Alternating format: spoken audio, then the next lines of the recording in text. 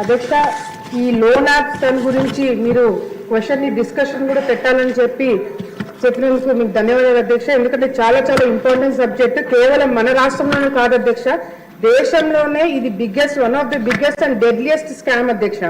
ఇది అధ్యక్ష పేదవాళ్ళు అదేవిధంగా మధ్యతరగతి కుటుంబాలు అవసరానికి డబ్బులు తీసుకునే దానికి అడ్వాంటేజ్ తీసుకొని ఈ యాప్స్ అనేది డిజైన్ చేయడం జరిగింది అధ్యక్ష. కొన్ని మినిస్టర్ గారు చెప్పినట్టుగా కూడా కొన్ని వందల యాప్స్ మార్కెట్లో ఇంకా అవైలబుల్ ఉన్నాయి అధ్యక్ష. మొదటగా ఎట్లా స్టార్ట్ అవుతుంది అధ్యక్ష? ఫస్ట్ ఒక SMS వస్తుంది అధ్యక్ష. మీరు లోన్ ఇన్స్టెంట్ డబ్బులు తీసుకోవడానికి మీరు అర్హులను ఒక మెసేజ్ వస్తుంది అధ్యక్ష. ఆ మెసేజ్ మనం ఓపెన్ చేయగానే డౌన్లోడ్ చేసుకుంటాం అధ్యక్ష. యాప్ డౌన్లోడ్ చేసుకోగానే మనం చాలా మంది దానికి పర్మిషన్స్ కానీ టర్మ్స్ అండ్ కండిషన్స్ చదవకుండా అన్ని కూడా యాక్సెప్ట్ చేసుకుంటూ పోతాం అధ్యక్ష. ఎప్పుడైతే మనకి పర్సనల్ డేటా, మన కాంటాక్ట్స్ కానీ లేకపోతే మన ఫొటోస్ కానీ మన డేటాకి ఎప్పుడైతే ఆ యాప్స్ కి మనము పర్మిషన్ ఇస్తామో అధ్యక్ష, అప్పటికప్పుడు వెంటనే డబ్బులు అకౌంట్ లో పడిన వెంటనే అధ్యక్ష ఆ వ్యక్తి కస్టమర్ నుంచి విక్టిమ్ గా మారిపోతాడు అధ్యక్ష. నాకు తెలిసిన గవర్నమెంట్ ఎంప్లాయీ అధ్యక్ష, ఇప్పుడు ఇంకా గవర్నమెంట్ లో పనిచేస్తారు అధ్యక్ష. మన గవర్నమెంట్ లోనే ఒక ఎంప్లాయీ ఊరికే ట్రై చేద్దామని చెప్పి ఒక 3,000 రూపాయలు ఈ ఇన్స్టెంట్ యాప్ ద్వారా లోన్ తీసుకున్నాడు అధ్యక్ష. వెంటనే ఎప్పుడైతే యాక్సెస్ ఇచ్చాడో అధ్యక్ష, యాక్సెస్ ఇచ్చిన వెంటనే ఈ 3,000 అనేది మీరు 6 నెలలు కట్టచ్చు, 2 రూపాయలు ఇంట్రెస్ట్ అని చెప్పి ఫస్ట్ మనకు ఒక మెసేజ్ వస్తుంది. అది 3,000 కదా 2 రూపాయలే కదా అని చెప్పి ఊరికి ట్రై చేశాడు అధ్యక్ష. 3,000 నుంచి 30,000 జరిగింది అధ్యక్ష. లాస్ట్ కి బయటికి వచ్చేటప్పుడు 3 లక్షల రూపాయలు కట్టాడు అధ్యక్ష.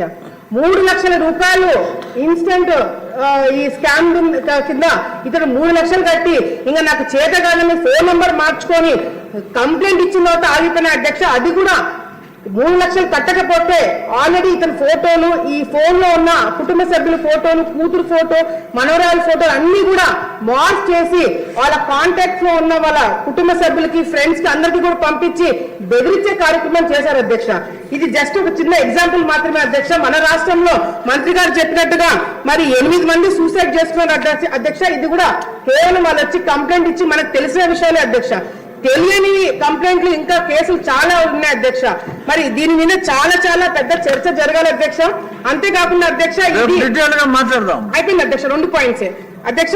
ముఖ్యంగా ఇది ఏమవుతుందంటే అధ్యక్ష, ఇది కేవలం ఒక SMS ద్వారా కాదు అధ్యక్ష. మంత్రి గారు చెప్పినట్టుగా గూగుల్ ప్లే స్టోర్ లో నో బ్యాంకింగ్ లైసెన్స్ అధ్యక్ష. బ్యాంకింగ్ లైసెన్స్ అనేది పర్మిషన్స్ లేవు. ఫేక్ NBFC మరి సర్టిఫికేట్స్ కూడా పెట్టి లోన్ ఇస్తున్నారు అధ్యక్ష. చాలా వరకు షెల్ కంపెనీస్ నుంచి దాదాపుగా 200 షెల్ కంపెనీస్ బెంగళూరు, తెలంగాణ, బీహార్ నుంచి కూడా పెట్టడం జరిగింది అధ్యక్ష.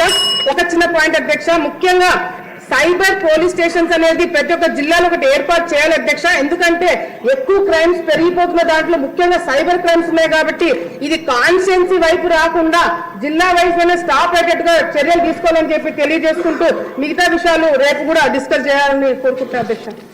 తామచర్ల జనార్దన్ రావు గారు లేరా? సరే మినిస్టర్ గారు ఫినిష్ చేసేయండి. ఉన్నారు, ఇందాక ఒక క్వశ్చన్ మాట్లాడారు కదా, ఇన్ని క్వశ్చన్లు ఎవరు? ధన్యవాదాలు అధ్యక్ష. అధ్యక్ష, ఈ నకిలీ యాప్స్, ఈ ఆన్లైన్ ట్రాన్సాక్షన్స్ అనేది మన టైంలో ఏం లేదు అధ్యక్ష. కానీ 2020 దగ్గరకు వచ్చారు అధ్యక్ష. కోవిడ్ అన్నది వచ్చిన తర్వాత ఫైనాన్షియల్గా చాలా మంది క్రైసిస్ని బేస్ చేసుకుని దాన్ని కూడా ఎన్కేష్ చేసుకోవడానికి క్రైమ్ అన్నది కొత్త పుంతలు తొక్కింది అని చెప్పడానికి ఇది ఒక ఉదాహరణగా మనం చెప్పొచ్చు అధ్యక్ష. ఎందుకంటే అవతల వాళ్ళ బలహీనతలను క్యాష్ చేసుకోవడానికి వాళ్ళు ఈ లోన్ యాప్స్ క్రియేట్ చేయటం, అదేవిధంగా ఇందాక మన వాళ్ళు అన్నట్టు షెల్ కంపెనీస్ నుంచి, అదేవిధంగా కొంతమంది దివాలా తీసిన వాళ్ళు, వీళ్ళందరూ కూడా వాళ్ళ సంపాదనకి ఒక మార్గంగా దీన్ని ఎంచుకున్నారు అధ్యక్ష. అదే టైంలో ప్రజల తాలూకా సెంటిమెంట్ కానీ వాళ్ళ తాలూకా భావోద్వేగాలతో వాళ్ళు ఒక క్యాష్ చేసుకోవడానికి ఈ లోన్ యాప్స్ని క్రియేట్ చేయటం, అదేవిధంగా వాళ్ళకి 5,000, 4,000 అన్నది వాళ్ళకి చిన్న చిన్న అమౌంట్స్ అధ్యక్ష. ఇందాక మన గౌరవ సభ్యులు చెప్పినట్టుగా ఒక SMS వస్తుంది, మీకు ఎటువంటి డాక్యుమెంట్స్ అవసరం లేదు, ఇన్స్టెంట్గా మీకు లోన్ ఇస్తామని చెప్పేసి 5,000, 10,000. ఇప్పుడు చిన్న చిన్న పిల్లలు, చదువుకునే పిల్లలు కూడా వాళ్ళకి పాకెట్ మనీ కూడా వాళ్ళని అడగలేక, తల్లిదండ్రులను అడగలేక ఇలాంటి యాప్స్కి బలైపోయిన పరిస్థితులు కూడా చాలా కనిపించినాయి అధ్యక్ష.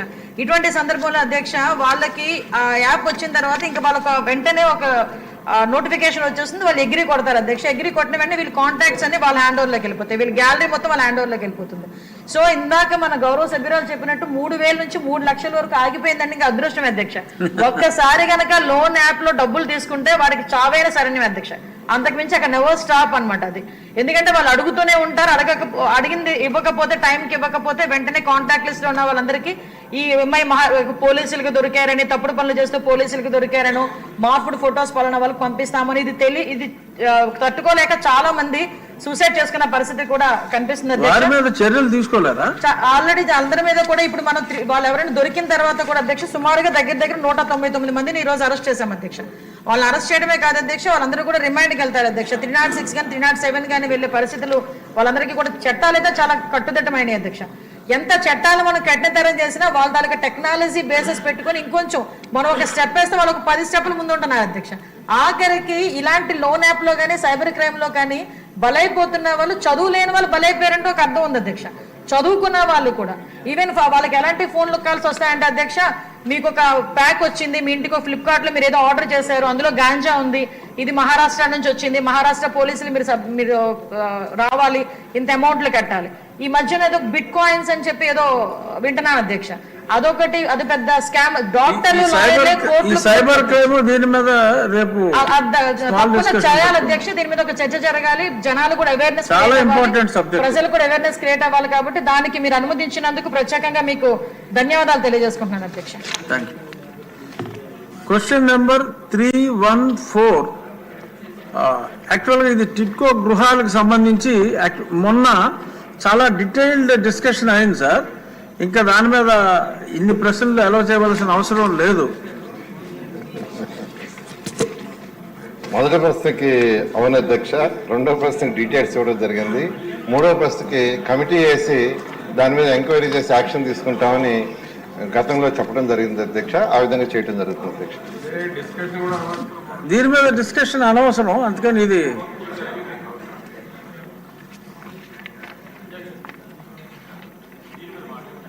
ఏది వదలవా.